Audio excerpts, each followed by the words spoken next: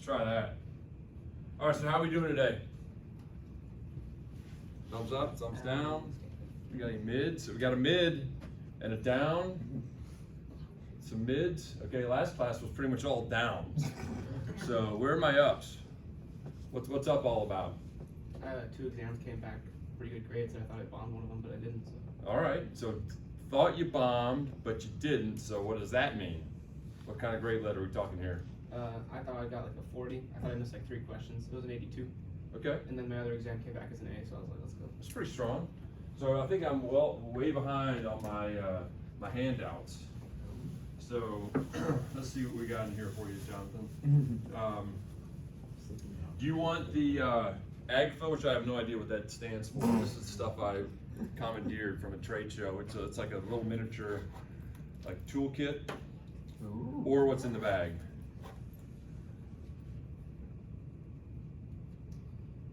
What's in the bag? Oh, I've been waiting to get this out for so long. Jonathan, you are now the owner, and it has never been used, I'll tell you that much. This is the Army and Navy Club official comb. If you guys aren't familiar with the Army and Navy Club, it's in Washington, D.C., pretty close to the White House. It's old school, like probably around since the 1850s.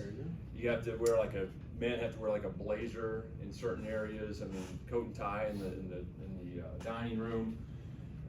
Pretty swanky place. So when I was there for dinner last year, I was like, I gotta find some swag for the class. So use that comb with pride, my man. What else is, who else had the thumbs up? Who else is feeling good right now? What do you got, Malcolm? Going home for the first time this semester, this weekend for my dad's 50th birthday. That's big. Is it a surprise, or not the 50th, but the party? Does he? Well, he's not really a huge party kind of guy, okay. So probably just gonna go home, buy my dad a 6-pack since I'm 21. What's he drinking these days? Yingling. All right, that's fair. I was glad you didn't say Busch Light. God no. What else? Who else is feeling good right now? We got Mardi Gras coming up. Coming up, right? When do you guys leave? Fish drill team already left. The reason Chris King's not here is the fish drill team left today, I think. When y'all leave? Sunday. Okay, gotcha. What about the rest of us? Good? What do you got back there? Just happy to be alive. Happy. Little things in life, right? You know, do you have a gratitude journal? Do you keep a gratitude journal? Okay. You sound like maybe a guy that would, if you take for granted every day you wake up on this side, it's a good day, right? For those of you guys that are mid, what's causing the mid, or what's causing the thumbs down? What's Bunch of homework. Yeah. homework? Okay, the semester's starting to get real, right? Okay. How are you guys keeping up with that? Okay, just keeping the nose a little bit above the water. Anything else you guys are using, or any tools you're finding that? My only class on Tuesday doesn't start until 3, so I just usually, instead of rebagging, spend Tuesday morning just grinding out homework for the week. Okay. Using that dead time instead of rebagging it, and that's kind of been what you normally would do. And it's like I try to go to bed earlier Monday night, so I'm not as tired on Tuesday, and then just grind out all my homework, so then I can like rebag it later during the week when I might be more tired from. Okay, so the rebagging's still happening, but you're strategically using it. Okay, strategic rebagging, man. It's a tool we can all use, right? What else? Anything else that you guys are finding? What's keeping you motivated? Spring break's coming up, right? Yeah. Most of us going home. We're gonna do something with our buddies. Buddy trip? Yeah, I'm taking all my buddies down to my beach house in Port A. All your buddies, to include your SOMS 381 buddies and your half beach house in Port A, huh? Okay. Will it hold them all? Yeah, it's 3 stories. So. Ooh. Yeah. Hey, do me a favor, bring back one of your combs, and I'll give that away next semester, all right? Any opportunities? Anything else you guys are looking forward to? Any of y'all locked in your internships for the summer yet? You got yours locked in? How'd you do it? I did the interviewing process in the fall. They recruit, the company I'm with, they recruit all the fall. Okay. So I heard in like December, early December. Wow.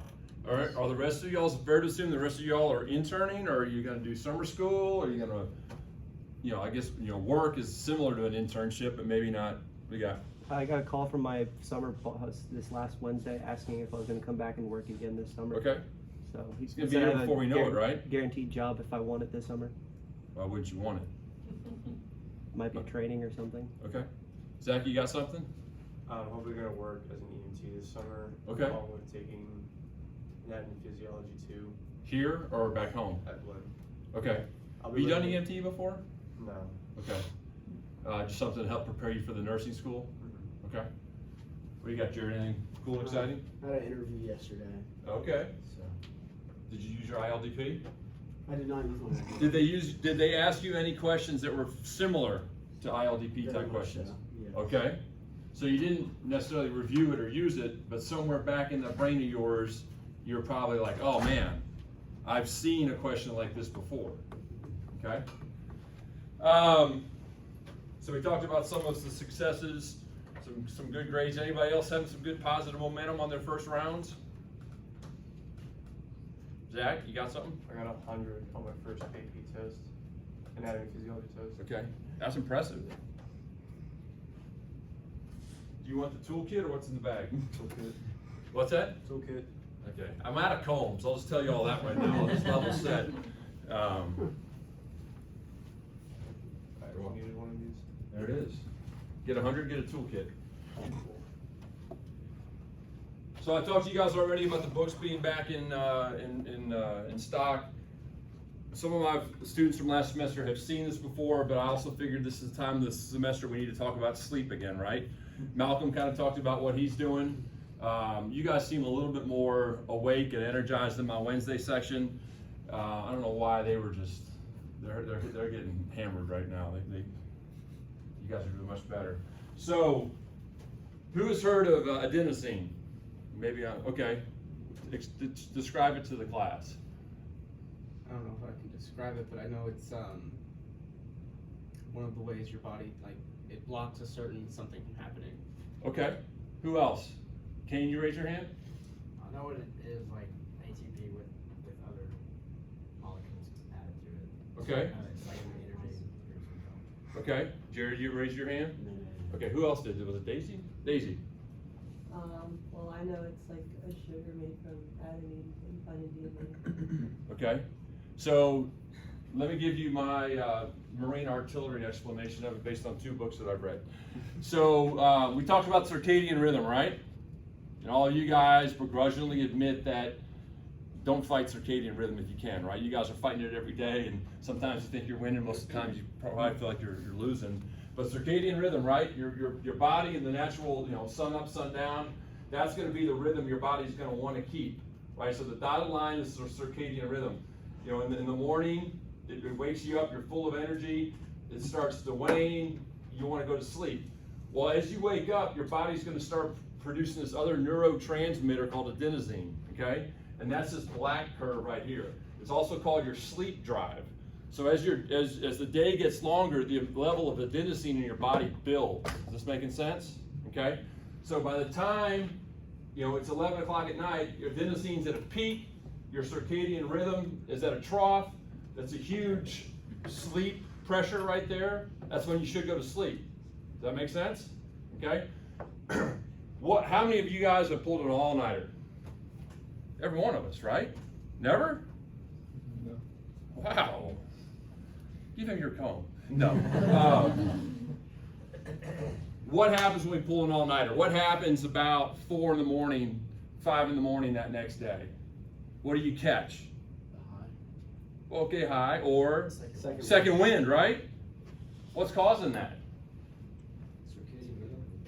What do you mean by that? You're at the point where your body's ready to wake up again, even though you're not actually well rested at all. Exactly. So what happens, your circadian rhythm kicks in again and it shortens that sleep pressure. Does that make sense? The adenosine is continuing to build, and you really want to go to sleep here, but then your circadian rhythm is your second wind, and it shortens that sleep pressure. Does that make sense to the smart people in the room? Okay. So what do we all use to help short circuit adenosine?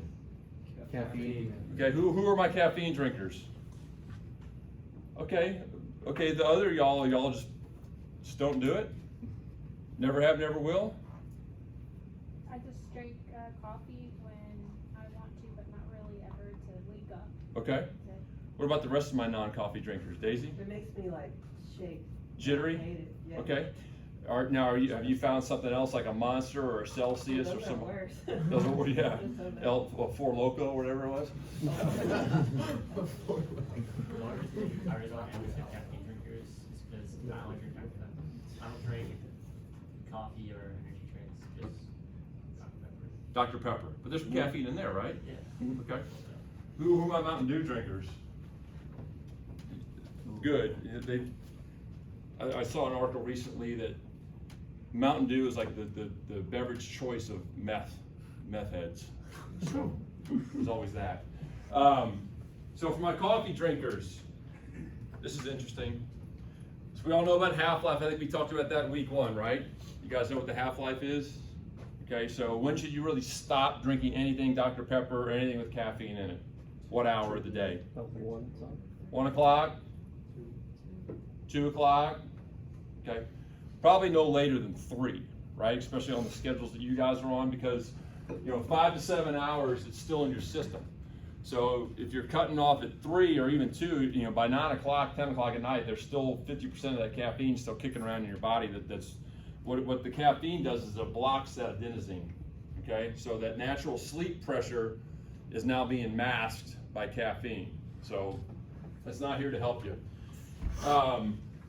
So in the 1980s, NASA did a study, and I had one of my students yesterday, like, how did they get this caffeine into, how did they get these substances into these spiders? I'm like, I don't know, it's NASA, just hit the I believe button.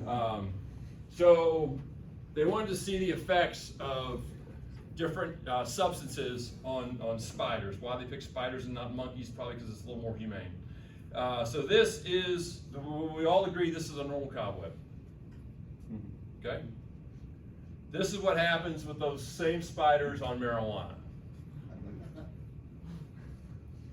Speed, kind of like meth. These spiders are drinking Mountain Dew.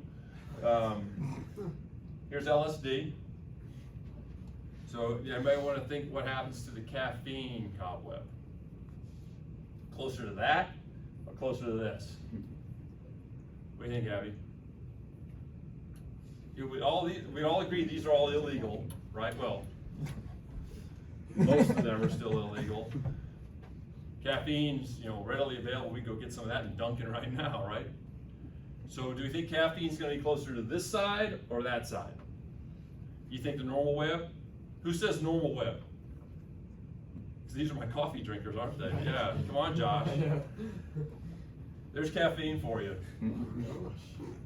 So for those of you that are trying to do it all natural by keeping a consistent bedtime, a consistent wake-up time, trying to mirror the circadian rhythm, trying to keep a lot of the extra substances out of your body to block that adenosine, you're doing yourself a real favor by staying here versus going there. Check? Check. Okay, now, that's your public service announcement for the day. So, are you guys ready for your presentation?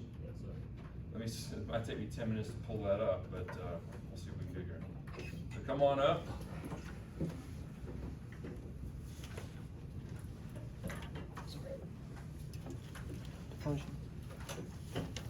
You next week?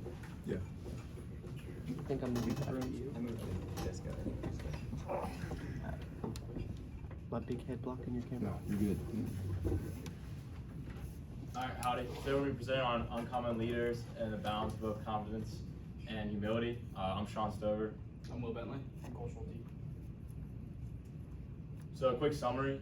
First off, in the book, it described Eisner versus Iger, and Eisner led with confidence, while Iger led with confidence and humility. And basically throughout, you can tell that Eisner, he was very abrupt, and he would just fire people randomly. And also they had bad relationships with people they were working with, other companies. And then with Iger, they were able to buy a bunch of companies like Lucasfilms. They partnered with Pixar. They partnered with Marvel. And through his relationship with Steve Jobs, you can really see this. He was able to convince Steve Jobs which they both have, Iger and Steve Jobs both have two big egos, and he was able to convince them to come along, and basically through telling Steve Jobs that he wanted to learn from him, and like basically be humble. There's a quote we pulled out, is that there's nothing less confidence inspiring than a person faking a knowledge they don't possess. And then it talked through the role of confidence in the book. Some big things, it brings passion and energy, motivates people to act, and a sense of security. And then it went and talked about the author. He worked under John C. Maxwell, and through working with him, he saw that his confidence was attractive, energizing, and invited new ideas. And one of the examples was that when he went to when John C. Maxwell went to a fast food restaurant, he was able to convince the fast food worker to give him a cup of ice, even when she didn't want to give him a cup of ice. So he was able to energize that person through confidence. And then went to the role of being a humble leader. It makes confidence believable, makes you magnetic, and entices members to help lead.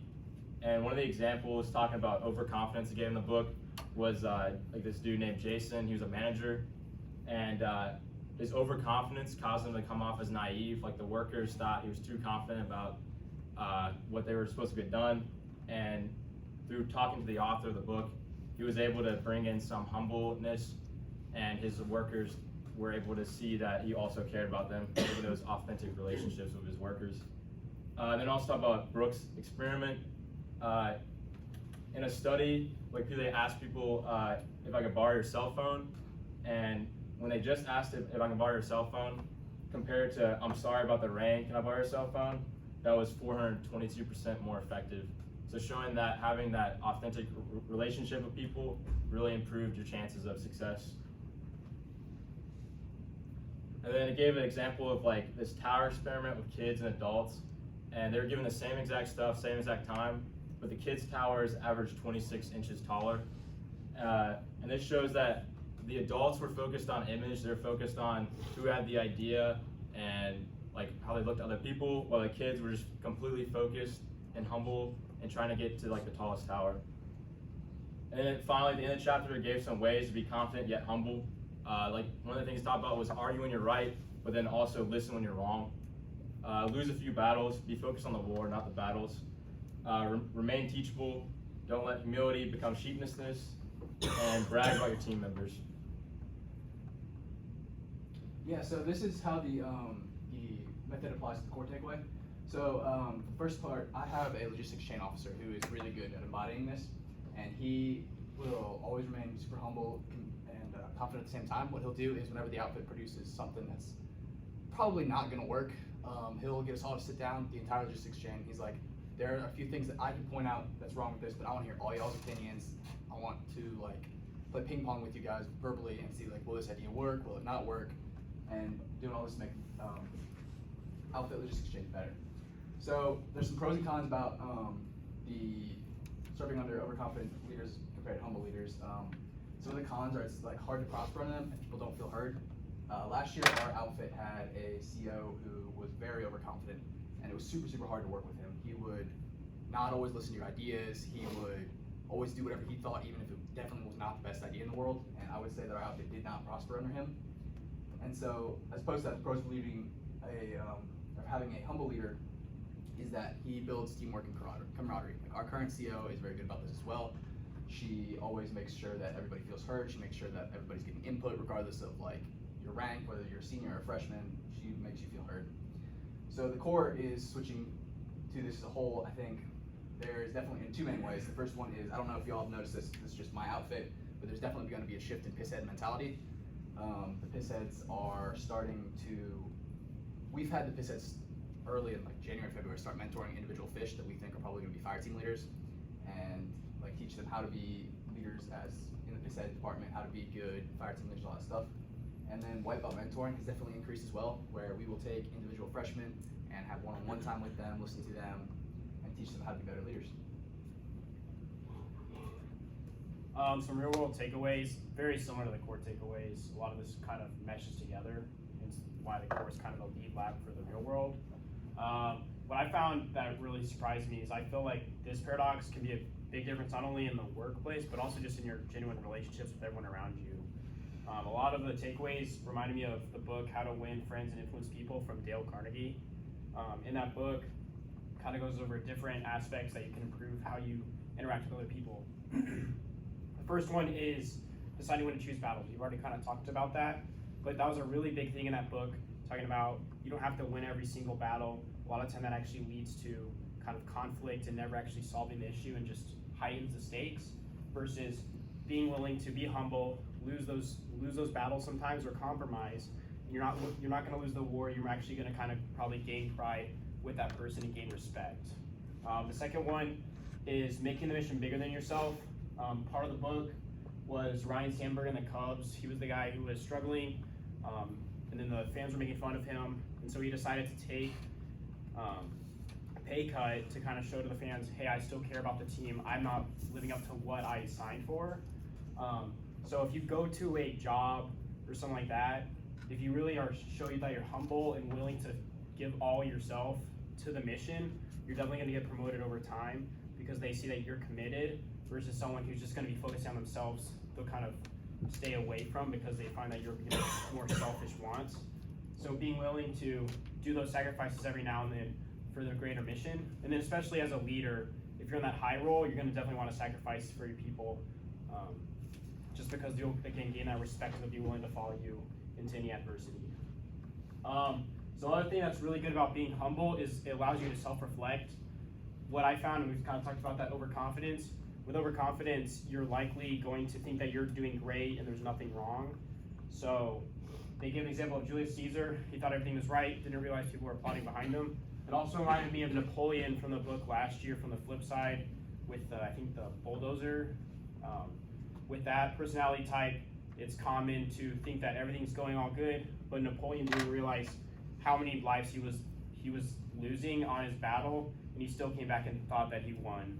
So actually being humble when you're on top and a leader is important, so that you're ensuring that you're still improving your group, so that you don't get overtaken by other people who are actually reflecting on how the world works today. So then lastly, kind of the overall role of confidence versus humility. Confidence allows people to follow you, versus humility allows people to buy in and get credibility for you. So if you're confident but aren't humble, they're gonna think, what's that guy, like that guy has some selfish wants, he's just using me. Versus if you're just humble, they're likely not gonna follow you, because they just see that you're weak. So if you find that perfect balance, you can have great relationships not only with people around you, but then also hopefully work your way up to the top and be a humble leader for an organization. So we're gonna break into discussion groups. So some kind of questions you can ask in those groups are gonna be, what are some other applications that we didn't talk about for this paradox one? How have you succeeded in either being humble or being overconfident or not? And then if you failed in doing so as well. And then lastly, how can you improve in either of those concepts or both? Give you guys 5 minutes to break into groups, and then we'll bring them back.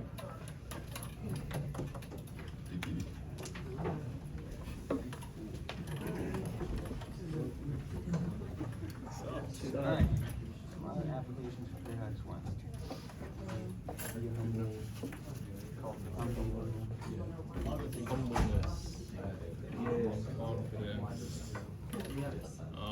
Do they want to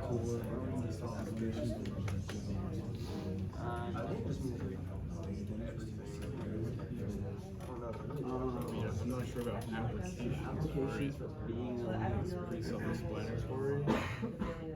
Like anytime you're interacting with people, you want them to think you're confident, but you want them to know that you care about them. I don't want to be like knowing the difference between being confident. Yeah, exactly.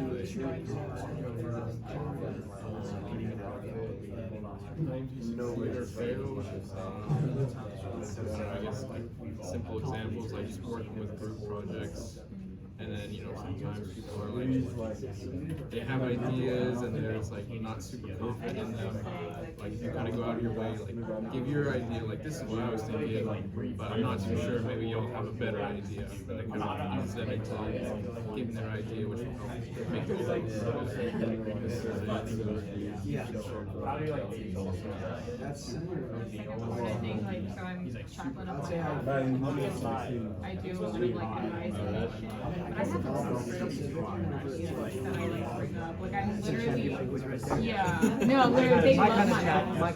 They love my house. They're like that's their house. Literally like probably religious on the lawn. But I really like to hang out with my fish and like the upperclassmen, and then I like to treat them like kids because I was an elementary school teacher over the summer, and so like literally being like, oh yeah, you can definitely come by my home and like rifle through the candy box. So I have an entire box of just like candy and shit, and like I think the best thing I've learned in the Corps and like my job over the summer was bring yourself down. Not everything is so serious, and that includes like treating people like kids. You treat people like kids, not in like the condescending way, but in like a giving way. Their faces light up. Like literally, I made candy grams for Valentine's Day, and like everyone, like I literally had every single person come to my room and be like, I love you, you know that, right? So it's just getting behind. How will you Well, one quote that I like, humility makes confidence believable, and I thought that was so straightforward and I think being humble makes you I looked them up. so you can be confident, but if you're not humble, then that confidence just comes. You have to be confident and not be confident. I think talking about what makes a leader. Yeah, I like the balance of it. Like it's not like you're relying on them to do everything, but you're also not just looming over them. It's not like you're with them.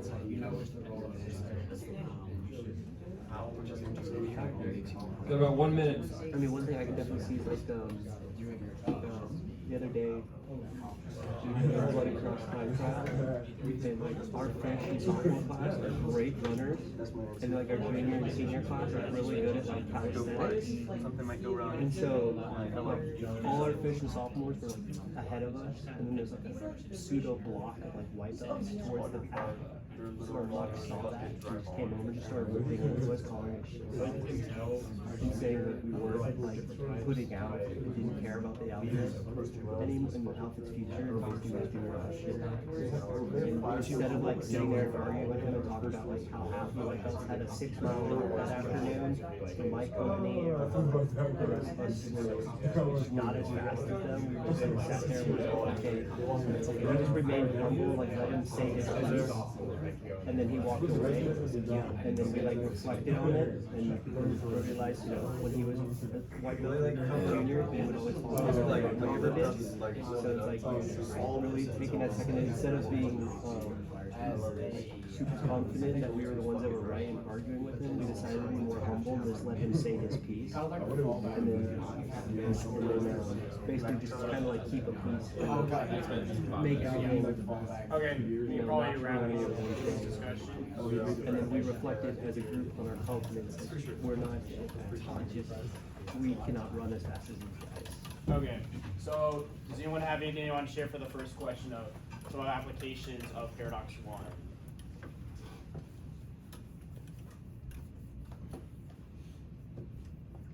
Anything, could be in the workplace, the Corps, yeah.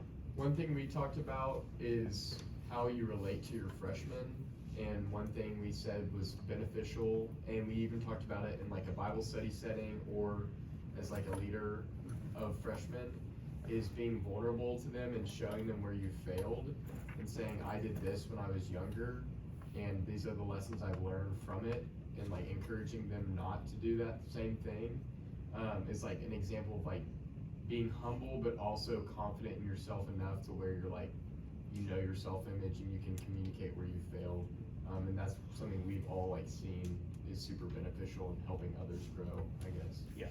It's like actually setting aside that time and giving that time to the freshmen, and then also being authentic to them as well. Yeah. Anything else with that one? You wanna speak? Okay, we'll go to the second question. What about some successes or failures just from previous instances of being humble or confident? Yeah. Well, you know, there's been times where I've been very confident about a test coming up, or an assignment, or even just I know like the homework, I think it'll be way too easy. So if I get to the homework, the due date, and I'm thinking, oh, I can knock this out in 30 minutes or an hour, and it turns out it's gonna take me 5. You know, that's a time where I've been overconfident in my ability to do something in an efficient amount of time. And for the exams, you know, I feel like, oh, I've been going to the quizzes, the practice problems make sense, I can do those, I'll be fine. End up getting a pretty bad grade on an exam, and then, you know, it sets you back, you can't get the letter grade you wanted. So that's just the way I've been overconfident in my academics. I learned from it now, this is more of a fish-Welch problem. Yeah. Definitely doing better now. So what'd you do better, like, to improve that? I'm over-prepared for it, because Okay. I'd rather over-prepare and get 100 or an A than under-prepare and grab a cool 40 on it. Yeah.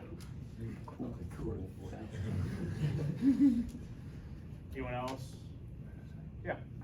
I guess, so I'm chaplain of my outfit, and so a lot of the times you do have to like dumb it down. I think the best lesson I've learned these past 2 semesters, and then over the summer I was a teacher, was that you can just straight up treat people like kids. Like that's where you get like confidence from, because as soon like you go into like their psyche and literally you just put out like a little bowl of candy, everyone's faces lights up. Like, and then you get that buy-in. You get that buy-in of being like, hey, just because I yell at you at activity doesn't mean that I'm gonna yell at you when you come in and seriously need some help. So like learning that not everything needs to be so serious. Yes, you can have your confidence, you can have your pride, but at the end of the day, you do have to dumb it down for other people, or like you have to like you gotta take your medals off, you gotta take your uniform off, and you gotta actually sit with someone and be present. Yeah. Similar to what Josh kind of said about being authentic. Yeah. I definitely failed, I'd say last year. We were just trying to figure out what our role would be in the outfit. And within our outfit, I really wanted to be PSG, and I ended up getting it. But we have 2 slots in our outfit, and I was just so overconfident that I was going to get it that I was not very encouraging to my other buddies who were going out for it, or just like telling them, hey, you got this, of course I can do.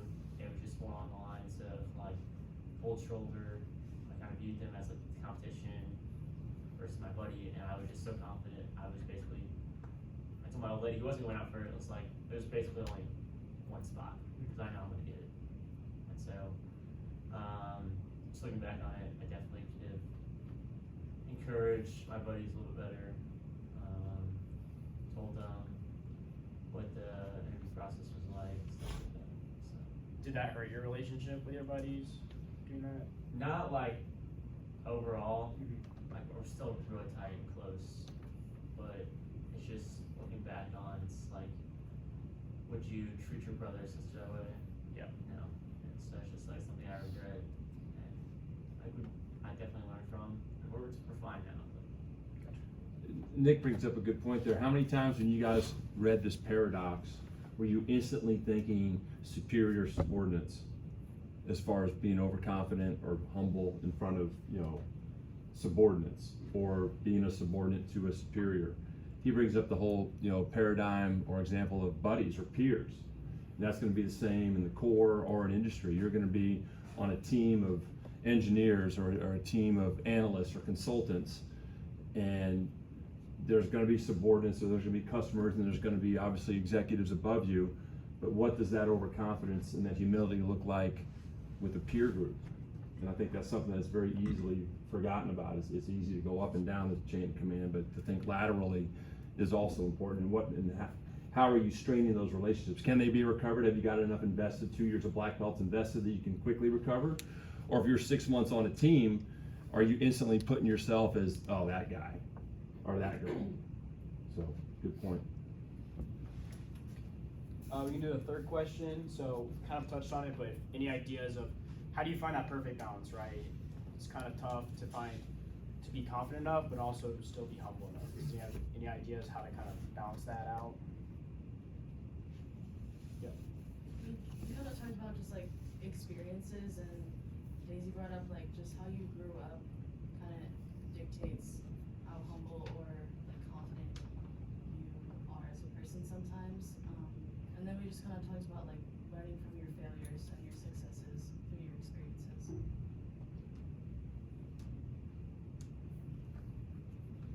The phrase my upperclassmen used to say a lot, like last year, the year before, was you have to be a silent professional. Like you have to be really good at what you do, but if you're really as good as you think you are, like you can be confident, but you don't have to necessarily like tell everyone all the time, because like they see what you do and that'll speak for itself. So it's not like being confident involves just like blasting like, oh, I'm the best, like look at me all the time. It's just being like quietly competent in what you're doing and doing the best job you can, and just letting other people see it for themselves. Yeah, I really liked a piece of advice I got was where once you're the leader, you give all the praise to your subordinates and your team, and then anytime y'all fail together, you take it all on yourself. So that's kind of a humble mindset that can kind of help balance it as well. Anyone else? Yeah. Oh, this is more of a question for y'all. How would y'all teach somebody that's way overconfident humility? I think you get tied to kind of that buy-in, like explain, if you kind of can somehow personify how it comes off as being overconfident in a respectful manner at least, explain how, just if you can somehow display to them the benefits of being humble and how that can display their leadership a lot better versus how they get a lot of drawback if they're overconfident, and how it makes them miss out on self-reflection and other things like that. And I think if you look back at the flip side, this is basically talking about, you know, bulldozer or bulletproof. You know, how do you handle those people? Where I think to Cole's point, you're like, hey, Daisy, you know, your ideas, your suggestions are spot on, but the manner in which you're delivering them, you're losing a lot of people here. So just, you know, be able to approach them with that, you know, don't call them ugly, but call the delivery ugly. You know, separate the delivery from the person, and then try to coach them through that. Man, you've got brilliant ideas, but nobody's listening to them. It's the delivery we got to work on.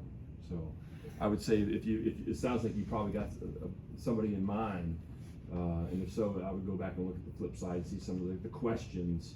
It's usually, you know, if you guys remember from the flip side, a way to handle all of these constraints is by questions, right? You know, don't go in telling them things, go in asking them questions.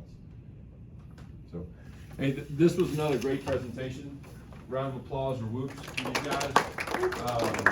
You guys set the standard last week, so thank you for doing that. Next week we've got Abby, Ivan, and Joey up next. I think you know this section of the Thursday section of 381 has set the bar high. Are there any things that you would recommend for the last two groups of presenters that they could do better? Small group here, circle of trust. When you're presenting, where should you be looking? To the eyes. The audience, right? Okay, so you guys, none of you guys were catastrophic bad about talking. You know, you never want to read the PowerPoint. The PowerPoint is there to kind of direct. So a lot of people will say less is more. You know, maybe instead of what are some other applications? You know, just applications for Paradox One. So this is just kind of helping keep you on board, you know, on track. You never want your audience to be so focused on what's going on up here that they're not focused on you.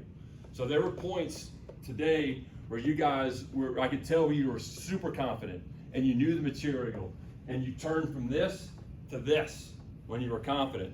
And where does that confidence come from? Preparation and practice. Okay, where you're going to get your confidence from is from practicing this thing as a group. I don't know if the two groups did that, or obviously you did a very good job of preparing, but I would just tell the rest of the groups in the subsequent weeks, invest the time to know that material cold, where you can stand up here confidently and project your voice out to the people who need to hear it, and you'll be much better off. And this will pay dividends, you know, down the road when you're presenting in other classes or presenting at the company you're going to work for. Check? We've got what, 7 minutes left? Let's see what I can do here. So, there was a couple comments you guys made. Talked about the logistics chain. I thought that was a great example, Will. So that logistics senior, the whatever the logistics officer, I guess, is that the right title? You said he got the whole chain together and ping-ponged ideas. Did that make him or her look weak? No, made him look confident. Confident, okay. You talked about the piss head mentality, how it's changing. Do all of you guys feel that, or is that an isolated situation? Kane's like, eh. I feel like that's see it here and second there. semester. Hold on, Zach, what do you got? I see it in different outfits and in different situations. Like this semester for us, they're more so explaining more in depth about the things that we're doing and that we do and why we're doing it. Last year was all about, I mean, the beginning, the way we did it, the beginning, the fish don't know anything, so there's no reason to really get onto them, right? The first couple weeks or whatever. Right. And then after that, we ask them, why don't you know this yet? You've had 4 weeks to prep, 4 weeks to learn. We learned this during FOW, so maybe 5 weeks. And then after that is when we really start getting onto it. There's like a slow progression. Okay. Because one of the bits of advice that I got from my first audit last year, my muck now, is that if you start off at 100%, you have nowhere to escalate to, right? So start at 60 and escalate to 100 if you have to. Okay. Okay. Zach, what'd you have? Is exactly that. But I feel like second semester is more so like, at least for my outfit, the seniors always in my outfit sadly just want to die like immediately second semester hits. So then we kind of make our heads more like the juniors, and then we're more seniors than anything. Gotcha. So like Everything just shifts. There's a huge shift. Okay. But like, it's not gradual. It's like it happens because my seniors are just bags. But kind of this has been a tradition in my outfit, which is. Well, I think it's not just your outfit. I mean, it's dead zips, right? I mean, it's elephant walk, the whole deal. So as long as you guys know for that, and then what I always challenge my juniors is, hey, in a not too distant future, that's going to be you guys. So think about this next February when you're wearing the boots and all of you guys are wearing the boots. Or do you want your juniors telling me you guys are all bags, or are you going to change that dynamic? That's my challenge to y'all. Okay, so we talked about, you know, what hill are you going to die on, right? That was one of the 8, I think, kind of suggestions at the end of the chapter. You guys have all heard that analogy, right? As a parent, my wife and I would just rail on my boys for having mullets or long hair when they were in middle school or whatever. My wife was like, hey, pick your battles. And it was hard, but at the end of the day, it's a valid point. You know, you only got so much bandwidth that people want to hear you. So, you know, pick the ones that are really worth fighting for. So what was the phrase in the book that I think speaks to that? It's 2 C's.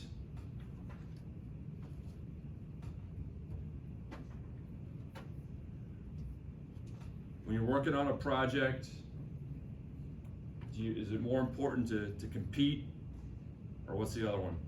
Compliment. Collaborate. No. Complete. Complete. Compete versus complete. Okay?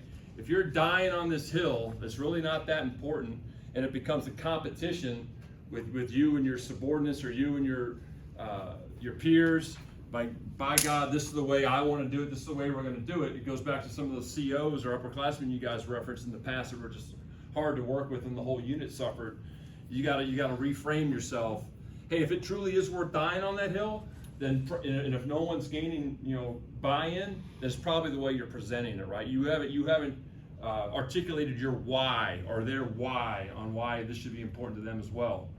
So compete versus complete, I think, is something that you got to all consider. And you know, personally, back in the day when I was doing marathons and triathlons, I'm a pretty competitive person, but I was in my mid-40s at the time, and one of my training buddies one time was like, are you looking to compete? Are you trying to get on the, something around your neck at the end, or are you just looking to complete it? And that was a whole huge epiphany. I was like, you know what? Yeah, come on, man. I'm just doing this for my health and the community. I'm not looking to be the next Lance Armstrong here. So compete versus complete, I think is something very easy for you guys to remember, just like, Beanie, be interested versus interesting. All right, what else? Let's see what we got going on here. And all this speaks to what we talked about last week. Your ability to learn has got to be greater than the rate of change. One of you guys, was it this section or last section? He talked about the two Disney guys. And we're going to talk about, they talked about Walt a little bit. I think Walt comes up again later in the book. The Disney company is nowhere near the company that Walt Disney started back in the day. I mean, it's a far cry from where Walt had it.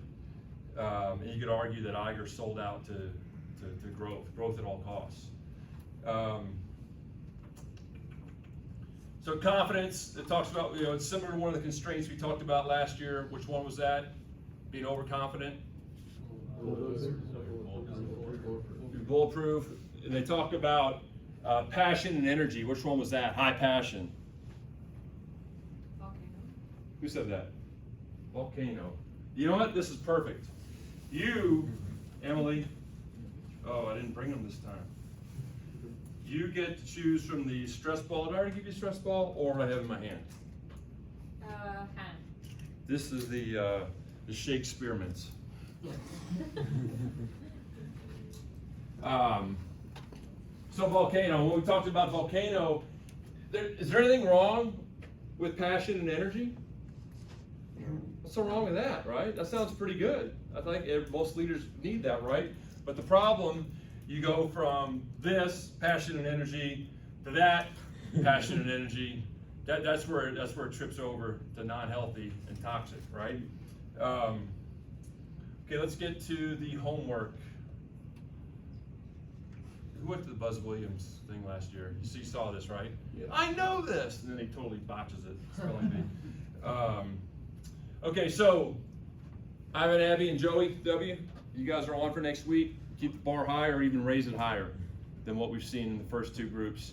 I know I sent out the groups in the email. I don't think I assigned anybody a sequence. And I think before everybody got here, we agreed that whatever order I sent the groups out is going to be the order. Are you guys good with that? Okay, so I'll put some paradoxes to the groups I sent out. I want you guys to start diving into your ILDP. So next week, you're going to have your Paradox 2 assignment per normal. But then I also want you to send me your ILDP. The first introductions is all just regurgitation, a lot of 380s ILDP. And then Paradox 1, some of the discussions and conversations we had today are going to be similar here. So I want you to do your ILDP up to Paradox 2. You don't have to do Paradox 2 yet. Good to go? Any questions you guys have for me? What do you got, Ivan? So what paradox is my group doing? You're doing Paradox 2. Okay. Yep. Did you send out that ILDP? I think you did. Yes. Who does not have the ILDP? I can send it again. Saying you didn't receive it doesn't count, Joey. No, I thought I remember seeing it. I Okay. can't remember. I gotta look. Yeah, it's a couple weeks ago it came out. Other than that, you guys have reached the 50-minute mark. We are all good to go. Andrew, any quick comments about your SCONA thing last week? Any of y'all go to the Student Conference National Affairs? Just highly recommend it. It was lots of fun if you're interested in public policy. We also there's also wargaming with the U.S. Army War College, and some great speakers. So, And what did Colonel Fossum bring up? Colonel Fossum, he brought up emotional intelligence, so I thought that was very pertinent. I was amazed to see that. Have a good weekend, John. Thank you.